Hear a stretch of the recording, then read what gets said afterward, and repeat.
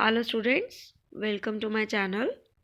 आज हम cost accounting के अंदर एक नया चैप्टर स्टार्ट लेने जा रहे हैं, that is materials, issue control and it's valuation. First of all, what is the meaning of material? Material means a schedule of item held at a particular point of time. It includes raw material, consumable stores, tools and maintenance material. Basically material का मतलब क्या है? अ schedule of items means सामग्री। वे सभी items जो एक product को produce करने में काम आए, जैसे कि रॉ मटेरियल, वही मटेरियल है। ठीक है, मटेरियल तीन तरह का हो सकता है: raw material, work in progress, finished products. ठीक है, बेसिकली इन्वेंट्री और मटेरियल को हम इंटरचेंजेबली यूज कर सकते हैं, सिनोनिम्स हैं ये एक दूसरे के। नेक्स्ट आता है मटेरियल कंट्रोल। अब हम मेन पॉइंट पर आते हैं कि इस चैप्टर के अंदर हम क्या पढ़ने वाले हैं। मेन यही पढ़ने वाले हैं कि मटेरियल का कंट्रोल कैसे किया जा सकता है। Material control may be defined as a system which ensures the right quantity of material of a right quality at a right time and a place at the minimum cost.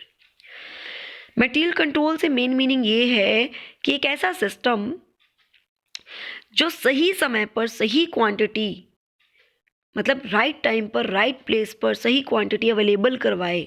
ठीक है, हमने अभी chapter की starting पढ़ा कि issue control और valuation तीनों topics हम इस चैप्टर में कवर करने वाले हैं।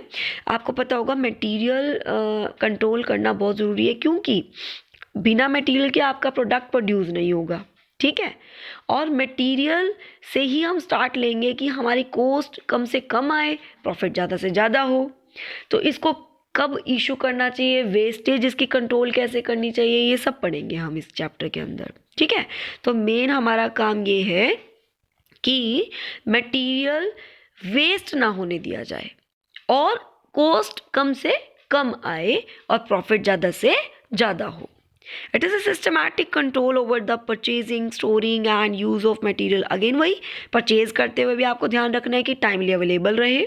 ऐसा ना हो कि पीछे आपके स्टॉक पड़ा ही नहीं है और आगे प्रोडक्शन रुक जाए, उससे भी नुकसान होगा।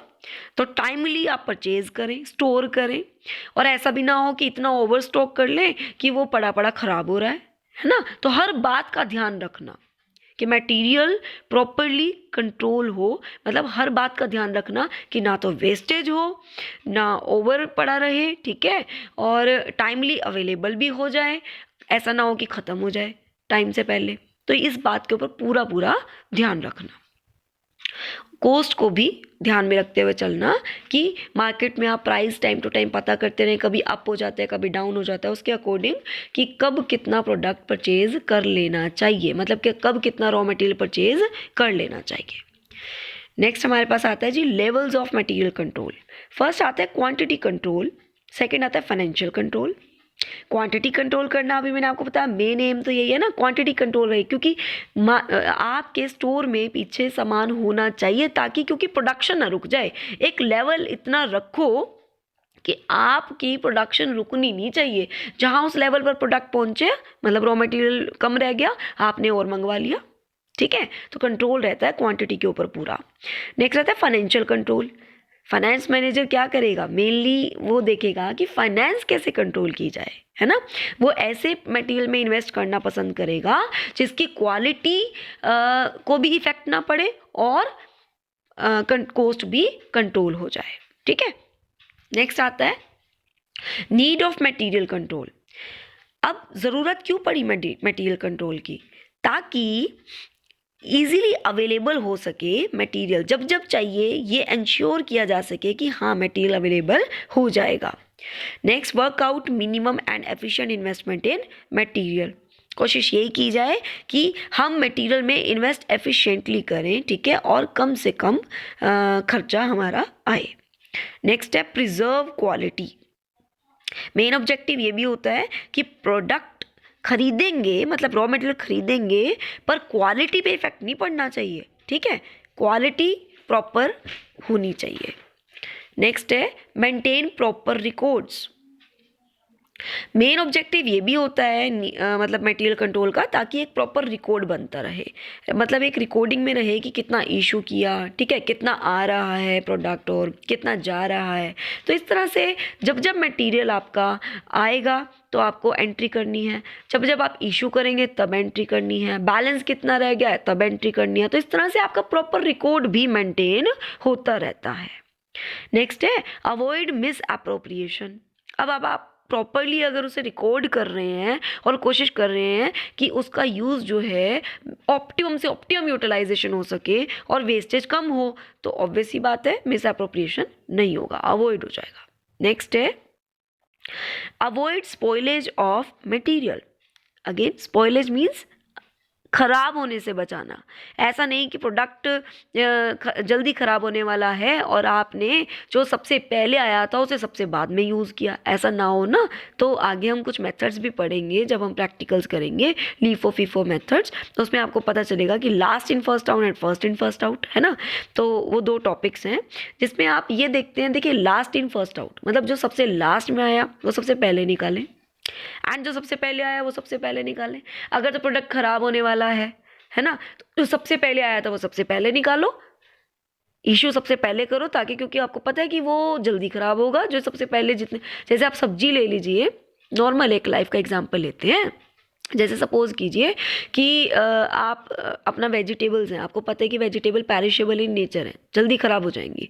तो जो आपके घर में सपोज कीजिए 3 दिन की सब्जी इकट्ठी आ जाती है, ठीक है, तो नेक्स्ट लाने से पहले आप पिछली ख़त्म करने की कोशिश करते हैं ना, क्योंकि पता है आपको पहले वो ख़राब हो जाएंगी, ठीक है। तो अगली तभी लाएंगे जब आपका पिछले एक ही दिन की रह जाएगी, तो नेक्स्ट ले आएंगे स्टॉक। तो वैसे ही हमारा बिजनेस में चलता है कि स्टॉक नेक्स्ट ख़त्म होने से पहले और आ जाए, टाइमली अवेलेबल हो, और दूसरा अगर ख़राब होने वाला है तो पहले उसे यूज़ किया जाए, देन दूसरा यूज़ किया जाए। तो ये सब चीज़ें ध्यान रखनी होती है ताकि स्पॉइलेज और ना हो, और दूसरी बात आपकी वेस्टेज ना हो। नेक्स्ट आता है जी असेंशियल ऑफ मटेरियल कंट्रोल। एक तरह से आप इसे प्रिंसिपल्स भी कह सकते हैं। There should be proper cooperation and coordination between the departments involved in the buying, receiving, inspection and storage of material and to accounting for them. Next standard forms for order, requisition, issue, transfer of material should be used. तो देखा जाए तो material control की ज़रूरत क्यों है, या इसके एसेंशियल्स क्या हैं, या इसके प्रिंसिपल्स क्या हैं। प्रॉपर कोऑपरेशन बना रहता है, कोऑर्डिनेशन बना रहता है डिफरेंट डिपार्टमेंट्स में, जैसे जो परचेज डिपार्टमेंट है या जो प्रोडक्शन डिपार्टमेंट है। अब परचेज डिपार्टमेंट को प्रोडक्शन डिपार्टमेंट बताएगा कि इतने प्रोडक्ट मतलब इतना रॉ मटेरियल मुझे चाहिए, तो परचेज डिपार्टमेंट को प्रॉपर पता होगा कि हाँ मुझे इतना ख़रीदना है, ठीक है। और वो जो मटेरियल इंचार्ज होगा उससे पूछेगा कि आपका कितना स्टॉक पेंडिंग रह गया है, कितना और मंगवाना है। तो इस तरह से परचेज डिपार्टमेंट, इंस्पेक्शन डिपार्टमेंट, ठीक है, और अदर जितने भी डिपार्टमेंट्स हैं उनका आपस में कोऑपरेशन बना रहता है। नेक्स्ट है centralization of purchasing of material should be introduced. Centralization होता है सारा होल्ड अपने पास रखना, और डिसेंट्रलाइजेशन होता है होल्ड मतलब कहने का कि थोड़ा कंट्रोल जो है दूसरों के हैंड्स में भी देना, लाइक कुछ अथॉरिटीज़ दूसरों के हाथ में भी देना। अब centralization of purchasing of material ही बेस्ट रहेगा। वाई? क्योंकि एक ही को पता होगा कि कितना प्रोडक्ट पड़ा है, कितना और लाना है, ठीक है। तो एक ही के हाथ में जब ये चीज़ रहेगी तो वेस्टेज कम होगी। नेक्स्ट है standardization and simplification of material should be undertaken. Standardization properly होगा, ठीक है। नेक्स्ट है proper scheduling of material should be followed. आप प्रॉपर शेड्यूल फॉलो करेंगे, ठीक है, मटेरियल का। And a well planned system of receipt, storage and issuance of material should be followed. आप प्रॉपर प्लानिंग के साथ चल सकते हैं इन सबको लेकर, ठीक है। आप स्टोरेज प्रॉपरली करेंगे, इशू, अब ऑब्वियस ही बात है एक पर्सन के हाथ में है, मतलब सेंट्रलाइजेशन है ये पावर, डिसेंट्रलाइजेशन नहीं है। तो प्रॉपर रिकॉर्ड मेंटेन होगा, कब इशू हो रहा है, कितना हो रहा है, कब आया, कितना आया, ठीक है, और कितना आप यूज़ कर चुके हैं, मतलब सारी इंफॉर्मेशन उसके पास रिकॉर्ड में रहेगी। नेक्स्ट है information about purchase of material, issue, stock and obsolete and defective stock should be given to the management regularly. अब मैनेजमेंट के सामने जब सारी स्टेटमेंट जाएगी तो वो नेक्स्ट डिसीजंस लेने में उनको हेल्पफुल होगा, ठीक है। तो एक तरह से मटेरियल कंट्रोल करना इसके बहुत सारे फ़ायदे भी हैं और ये बहुत ज़रूरी भी है। नेक्स्ट आते हैं टेक्निक्स ऑफ मटेरियल कंट्रोल। इसमें फर्स्ट टेक्निक आती है जी ABC analysis of material control. इस टेक्निक को हम ऑलवेज बेटर कंट्रोल मेथड भी कहते हैं और proportional parts value analysis method भी कहते हैं। इसमें इस टेक्निक में क्या करते हैं, हम अपने मटेरियल को डिवाइड कर लेते हैं 3 कैटेगरीज में। सबसे हाई प्राइस मटेरियल को A कैटेगरी में डिवाइड कर लेते हैं, मीडियम प्राइस मटेरियल को B कैटेगरी में एंड लो प्राइस मटेरियल को C कैटेगरी में। इससे ये पता चल जाता है कि हमें सबसे ज़्यादा ध्यान, जो सबसे ज़्यादा कंट्रोल है, वो A आइटम को ज़्यादा देना है और C आइटम को कम देना है। ठीक है, तो वही बात है, अपने मटेरियल कंट्रोल करने का ये एक टेक्निक है। नेक्स्ट टेक्निक आती है जी वैध analysis, VED। V means whittle, E means essential and D means desirable. आपने देखा अभी ABC एनालिसिस में ना हमने प्राइस के अकॉर्डिंग उनको कैटेगरी में डिवाइड कर दिया, ठीक है। बट ऐसा भी हो सकता है कि जो प्राइस जिसका सबसे कम था वो बहुत ज़्यादा बिजनेस में यूज़ होता हो, है ना, उसकी रिक्वायरमेंट नहीं देखी हमने सिर्फ प्राइस के अकॉर्डिंग उसे क्या कर दिया, डिवाइड कर दिया। ऐसा हो सकता है कि उसकी रिक्वायरमेंट इतनी पड़ती हो कि उसके बिना बिजनेस में प्रोडक्शन तक रुक जाती हो, ऐसा भी तो हो सकता है, ठीक है। तो उसको ध्यान जब ABC टेक्निक में नहीं दिया गया, उसका यूज़ यहाँ पर है।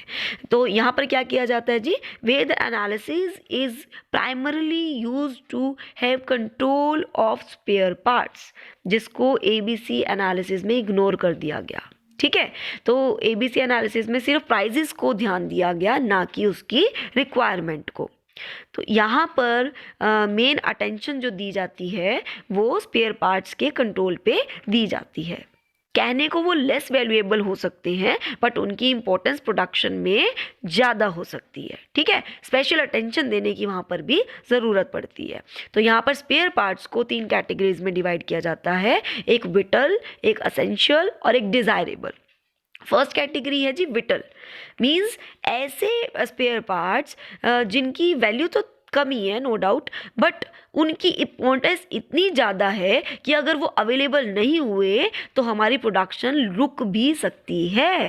तो ऐसे हम स्पेयर पार्ट्स को किस में इंक्लूड कर देते हैं, विटल में, ठीक है। सेकेंड जिनके थोड़ा उससे कम, एंड थर्ड जो डिज़ायरेबल है वो उससे भी कम, ठीक है। तो ऐसे कैटेगरीज में हम यहाँ पे अपने स्पेयर्स को इंक्लूड कर देते हैं। नेक्स्ट टेक्निक है जी simplification and standardisation. Simplification and standardisation important technique है जो क्या करती है जी, इन्वेंट्री के साइज को कंट्रोल करने में हेल्प करती है। स्पेसिफिकेशंस जो हैं असाइन कर दिए जाते हैं हर प्रोडक्ट को जो कि स्टोर में अवेलेबल है, ठीक है। और स्पेसिफिकेशंस इतने क्लियर होते हैं कि परचेजर एंड सेलर जो है इजीली पता लगा पाते हैं कि वो सेम आइटम की बात कर रहे हैं, ठीक है। और स्टैंडर्डाइजेशन मतलब स्टैंडर्ड्स के अकॉर्डिंग प्रोडक्ट को, क्वालिटी के अकॉर्डिंग मतलब प्रोडक्ट को डिवाइड कर देना, ठीक है। और इससे क्या होगा, आपकी कैरिंग कॉस्ट और मटेरियल कॉस्ट जो है कम से कम आती है। नेक्स्ट है classification and codification. Classification and codification of material are essential for a good system of store keeping. Store keeping मतलब स्टोर में प्रोडक्ट को रखना, उसके लिए बहुत इंपॉर्टेंट है देखा जाए तो, ठीक है। Material can be classified on the basis of their usage. उनको क्लासीफाई किया जा सकता है यूसेज के बेस पे, उनके नेचर के बेस पे। तो क्लासीफाई करना, प्रोडक्ट सेम नेचर का प्रोडक्ट एक प्लेस पर अवेलेबल कर देना, ठीक है। और कोडिफिकेशन जो उसे नेक्स्ट स्टेज है, कोडिफिकेशन से आप डिस्टिंक्ट कर पाते हैं कि कौन सा, जैसे मान लीजिए A code, B code, C code. A code मतलब better quality product, B code मतलब थोड़ा सा कम बेटर क्वालिटी, ठीक है। तो इस तरह से कोडिफिकेशन करने से भी आपके मटेरियल कंट्रोल हो जाता है। नेक्स्ट आता है जी परपेचुअल इन्वेंट्री सिस्टम। इस सिस्टम में क्या होता है जी, आप हर एंट्री के बाद, हर रिसिप्ट के बाद, हर इशू के बाद अपना रिकॉर्ड मेंटेन करते हैं। उन रिकॉर्ड के जरिए, ठीक है, आप प्रॉपर रेगुलर चेक रख सकते हैं अपने मटेरियल पे। नेक्स्ट है जी मटेरियल टर्नओवर रेशो। यह रेशो आपको मटेरियल की टर्नओवर के बारे में बताती है कि कब कब आपको मटेरियल अवेलेबल कराना है, ठीक है। जैसे मान लीजिए अगर आपकी ये रेशो हाई आती है तो वो आपको ये इंडिकेट करती है कि आपका मटेरियल जो है जल्द से जल्द यूज़ में आ रहा है और लेस इन्वेस्टमेंट इन स्टॉक, एक तरह से आपको ये बताता है कि आपकी इन्वेस्टमेंट जो है स्टॉक में कम है। और अगर आपका टर्नओवर जो है वो लो आए तो ये इंडिकेट करता है कि आपका जो स्टॉक है वो धीरे धीरे यूज़ हो रहा है, ठीक है, स्लो मूविंग है। एंड एक तरह से ऑर्गेनाइजेशन को एक अलार्म दे देती है कि आप ओवर स्टॉकिंग ना करें, ठीक है। तो इस तरह से ये कंट्रोल करने में हेल्प करता है। नेक्स्ट आता है economic order quantity. Economic order quantity एक ऐसी टेक्निक है जिसकी हेल्प से आपको ये पता चलता है कि आपको एट अ टाइम कौन सा कितना ऑर्डर करना चाहिए, ताकि आपकी जो ऑर्डरिंग कॉस्ट है और कैरिंग कॉस्ट है वो दोनों कम से कम आए और मटेरियल जो है वो क्वांटिटी में ज़्यादा आए। नेक्स्ट आता है डिटर्मिनेशन ऑफ स्टॉक लेवल्स। आपको जो स्टॉक लेवल्स हैं इस टेक्निक में क्या है जी, आपको डिफरेंट स्टॉक लेवल के बारे में बता दिया जाता है, जैसे कि reordering level, minimum level, maximum level, danger level.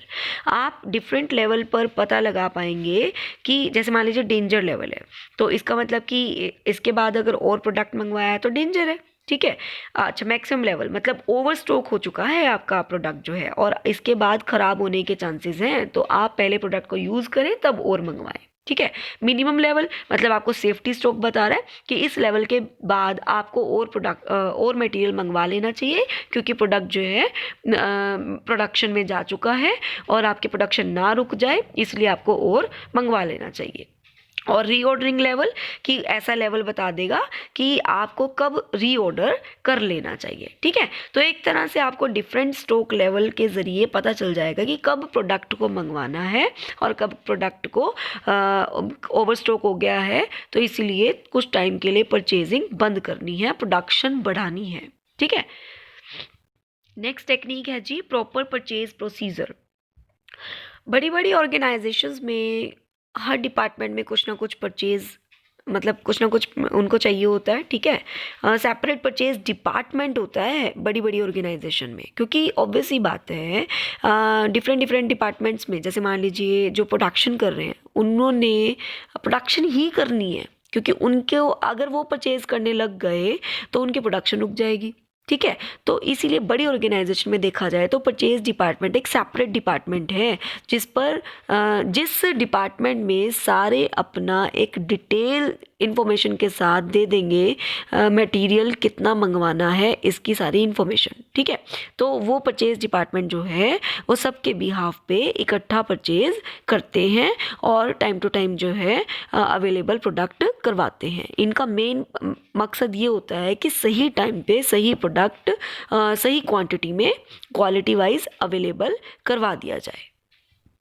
Next आता है प्रॉपर स्टोरेज प्रोसीजर। अब प्रॉपर स्टोरेज प्रोसीजर में एक तरह से कहा जा सकता है कि एक स्टोर है जिसमें एक स्टोर इंचार्ज बना दिया जाता है जो प्रॉपर एक रिकॉर्ड मेंटेन करके इशू करेगा, चेक करेगा कि कब कब और मंगवाने की ज़रूरत है, ताकि परचेज डिपार्टमेंट को जाके इंटीमेट करेगा। मैंने अभी आपको बताया था हर डिपार्टमेंट वाले परचेज डिपार्टमेंट को जाके इंटीमेट करते हैं कि कब उन्हें प्रोडक्ट और परचेज करवा लेना चाहिए, ठीक है, मतलब कितना प्रोडक्ट आपको चाहिए।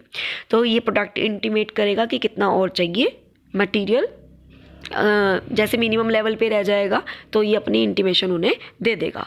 और इशू कब कब हो रहा है, बैलेंस कितना है, तो प्रॉपर ये इसने स्टोरेज का प्रोसीजर देखना है।